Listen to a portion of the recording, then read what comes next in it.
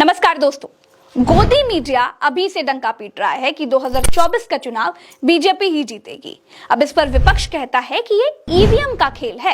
आज के इस वीडियो में हम ईवीएम के पूरे खेल को समझेंगे और मैं गारंटी देती हूं दोस्तों कि ये वीडियो देखने के बाद आपको ईवीएम के मसले पर कोई और वीडियो देखने की जरूरत ही नहीं पड़ेगी। तो सबसे पहला सवाल, ईवीएम बनाता कौन है? ईवीएम को दो सरकारी कंपनियां बनाती हैं। पहली कंपनी है बेंगलुरु में जिसका नाम भारत इलेक्ट्रॉनिक्स लिमिटेड है और दूसरी है हैदराबाद में जिसका नाम electronic corporation of India limited है। तो पहले सवाल का जवाब है ईवीएम सरकारी कंपनियों में बनती हैं। दूसरा सवाल है ईवीएम को बनाता कौन है? तो ईवीएम को रक्षा मंत्रालय और परमाणु ऊर्जा मंत्रालय की सरकारी कंपनियों के जुड़े इंजीनियर्स बनाते हैं। तीसरा और सबसे महत्वपूर्ण सवाल क्या है, ईवीएम से क्या छेड़छाड़ की जा सकती है? तो इसका जवाब है ईवीएम की सीयू में एक माइक्रोचिप लगी होती है। इसी चिप में उम्मीदवार का डेटा रहता है। सिर्फ चुनाव आयोग कहता है कि इससे कोई छेड़छाड़ नहीं की जा सकती। लेकिन चुनाव आयोग पर तो खुद बीजेपी के पक्ष में पक्षपात करने के आरोप हैं। चुनाव आयोग की भूमिका खुद संदिग्ध है, तो फिर चुनाव आयोग के जवाब का कोई मतलब नहीं रह जाता है। दोस्तों, चुनाव आयोग को ईवीएम की संदिग्धता के दायरे से बाहर निकालना है तो 1 महीने के लिए ईवीएम को किसी दल को देकर के चुनौती देनी चाहिए कि आइए भैया इसे हैक करके दिखाइए। लेकिन चुनाव आयोग ऐसा नहीं करता।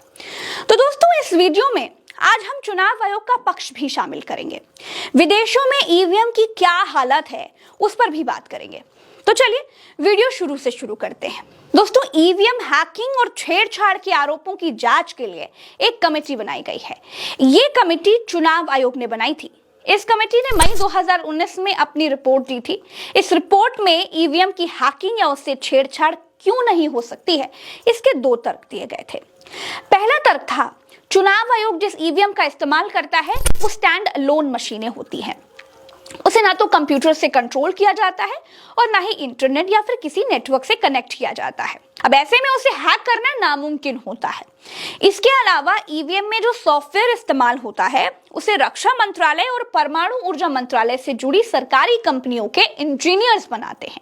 इस सॉफ्टवेयर के सोर्स कोड को किसी से भी साझा नहीं किया जाता है। तो अब यहाँ पर सवाल ये भी उठता है कि क्या चुनाव आयोग इतना ईमानदार और इतना निष्पक्ष है कि सोर्स कोड किसी से भी साझा नहीं करता होगा, जबकि चुनाव आयोग का झुकाव हमेशा बीजेपी की तरफ और खास तौर पर नरेंद्र मोदी की तरफ रहता है। ऐसा आरोप विपक्ष लगाता है। और दोस्तों, 1% चलिए मान लीजिए अगर चुनाव आयोग ये सोर्स कोड लीक भी कर दे, क्या तब हैक हो सकती है ईवीएम? ये चुनाव आयोग नहीं बताता है। तो कहने का मतलब ये है दोस्तों, ये ईवीएम में गड़बड़ी नहीं हो सकती है, ये बात सिर्फ चुनाव आयोग ही कहता है और ये बात सिर्फ चुनाव आयोग की निष्पक्षता और ईमानदारी पर ही डिपेंड करती है। अब सवाल ये उठता है कि क्या चुनाव आयोग निष्पक्ष है? आप खुद सोचिए। अब आगे बढ़ते हैं। आगे चुनाव आयोग दूसरा तर्क ये देता है दोस्तों कि भारत में इस्तेमाल होने वाली ईवीएम मशीन्स में 2 यूनिट होती हैं।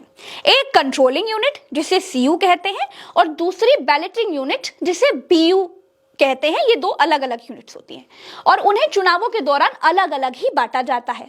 अगर किसी भी एक यूनिट के साथ कोई छेड़छाड़ होती है तो मशीन काम ही नहीं करेगी।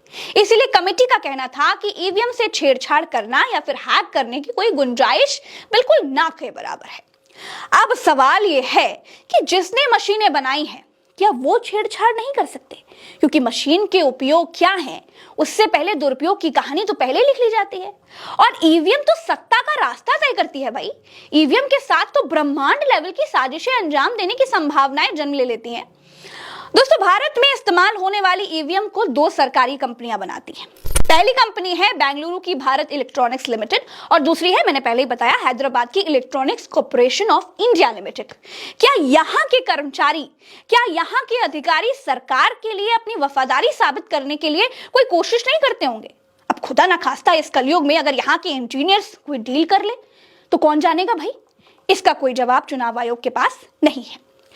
दोस्तों, चुनाव आयोग ने 2017 में एक FAQ जारी किया था। मतलब अक्सर पूछे जाने वाले जो सवाल है उसके जवाब जारी किए थे। इसमें यह बताया था कि ईवीएम पहले राज्य और फिर वहां से जिलों में जाती है। मैन्युफैक्चरर्स को नहीं पता होता है कि कौन सी मशीन कहां जाएगी, इसीलिए नहीं पता होता है कि उम्मीदवार कौन है, इसीलिए छेड़छाड़ नहीं हो सकती है।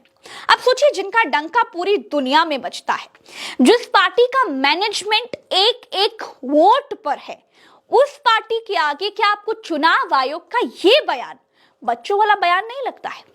जब इंडिया गठबंधन की पार्टियों को खुद चुनाव आयोग से निष्पक्षता की उम्मीद नहीं है, तो फिर ईवीएम मशीनों को चुनाव आयोग निष्पक्षता से लगवाएगा, इस पर कोई यकीन कैसे कर सकता है? दोस्तों, चुनाव आयोग कहता है कि इसके अलावा हर ईवीएम पर एक अलग सीरियल नंबर होता है। चुनाव आयोग एक ट्रैकिंग सॉफ्टवेयर का इस्तेमाल करता है, जिसे पता चलता है कि कौन सी मशीन कहां पर है, तो उसे छेड़छाड़ करना संभव नहीं है। अब यहां पर दूसरा सवाल उठ जाता है कि अगर चुनाव आयोग मशीनों को ट्रैक कर सकता है, तो फिर ये मशीनें अलोन मशीनें कैसे हुई? सोचिए, ईवीएम की सीयू में एक माइक्रोचिप लगी होती है। इसी चिप में उम्मीदवार का डेटा रहता है। कई बार ऐसे सवाल उठाए जाते हैं दोस्तों कि इस माइक्रोचिप में मैलवेयर के जरिए छेड़छाड़ की जा सकती है। हालांकि चुनाव आयोग इस बात को भी खारिज करता है। चुनाव आयोग के मुताबिक एक वोटर एक बार में ही एक बटन दबा सकता है। अब एक बार बटन दबाने के बाद मशीन बंद हो जाती है और फिर वोटर चाह करके भी दूसरा बटन नहीं दबा सकता, इसीलिए चिप के जरिए कोई छेड़छाड़ करना भी संभव नहीं है। अब ये जवाब कितना बचकाना है, अगर कोई इंजीनियर मेरी इस बात को सुन रहा होगा ना, तो पक्का हंस रहा होगा। दोस्तों, चुनाव आयोग और विपक्ष की बातों से इतना समझ में आता है कि चुनाव आयोग और ईवीएम बनाने वाले वैज्ञानिक और जहां जहां ईवीएम बनती है, उन सरकारी कंपनियों की मदद से ईवीएम में हेरफेर किया जा सकता है। इसमें अगर चुनाव आयोग, ईवीएम बनाने वाली सरकारी कंपनी और इंजीनियर्स मिल जाएं, तो कुछ भी हो सकता है। सब कुछ चुनाव आयोग की ईमानदारी पर डिपेंड करता है, और चुनाव आयोग की निष्पक्षता तो भाई सबको ही मालूम है। अब दोस्तों, भारत में इस्तेमाल होने वाली मशीन्स जो हैं, EVM machine stand alone machines होती हैं, जबकि अमेरिका में इस्तेमाल होने वाली मशीन सर्वर से कनेक्ट होती हैं और इसे इंटरनेट के जरिए ऑपरेट किया जाता है। इसे बड़ी आसानी से हैक किया जा सकता है। 2016 के राष्ट्रपति चुनाव में हैकिंग के आरोप लगने के बाद अमेरिकी संसद ने $38 करोड़ खर्च कर सर्वर और सिस्टम को सिक्योर किया था।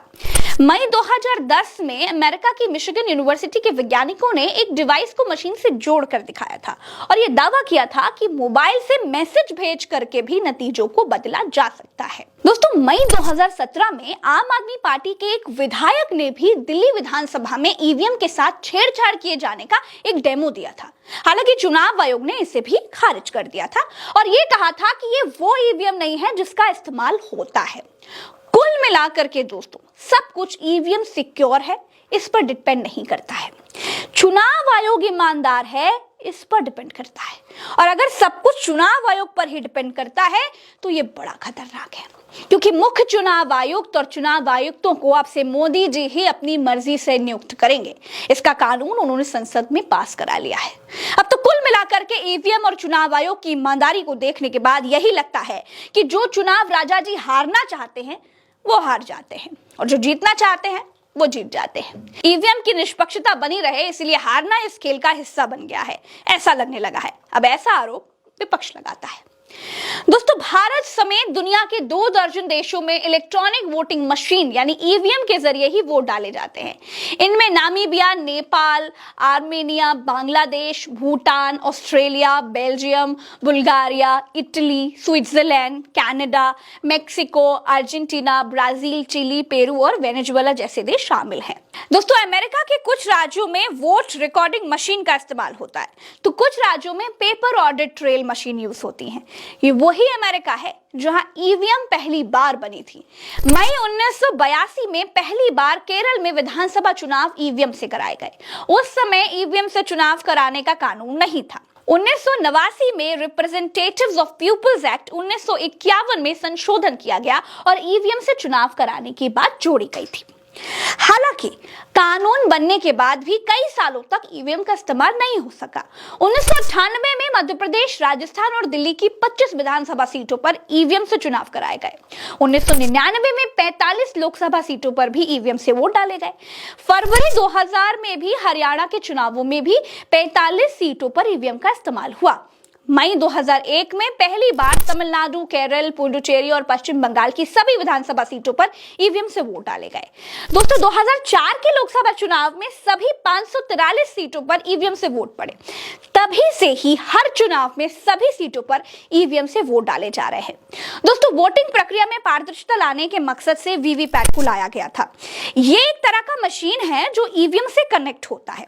वोट डालने के बाद एक पर्ची निकलती है, याद आया ना, जिस पर कैंडिडेट का नाम होता है और वो चुनाव चिन्ह होता है, स्क्वायर शेप की छोटी सी। ये पर्ची 7 सेकंड तक ही दिखाई देती है और उसके बाद वो गिर जाती है। सुप्रीम कोर्ट में विपक्षी दलों ने अर्जी दी है कि हर निर्वाचन क्षेत्र में 50% ईवीएम और वीवीपैट के वोटों को मैच किया जाए, लेकिन चुनाव आयोग ने कहा है कि ऐसा किया तो कम से कम 5 दिन लग जाएंगे। चुनाव आयोग को इस बात की चिंता नहीं है कि निष्पक्षता बनी रहे। चुनाव आयोग ये कहकर के निष्पक्षता को टाल जाता है कि भैया इसमें समय बहुत लगेगा, lots of time you know. चुनाव लड़ने वाले दल समय देने के लिए तैयार हैं, लेकिन चुनाव आयोग तैयार नहीं है। का काम सिर्फ चुनाव ही कराना तो है। चुनाव करा करके उन्हें सरिया मिल में काम करने के लिए थोड़ी जाना है, या फिर फूफा की बारात में भी नहीं जाना है। फिर भी चुनाव आयोग समय ज्यादा लग जाएगा, इसलिए विपक्ष की बात को मानता ही नहीं है। अब ऐसे आरोप विपक्ष लगाते हैं। जब विपक्ष कोर्ट पहुंच गया तब सुप्रीम कोर्ट ने हर निर्वाचन क्षेत्र में 5 ईवीएम और वीवीपैट डाले गए वोटों को मैच करने का आदेश भी दिया था।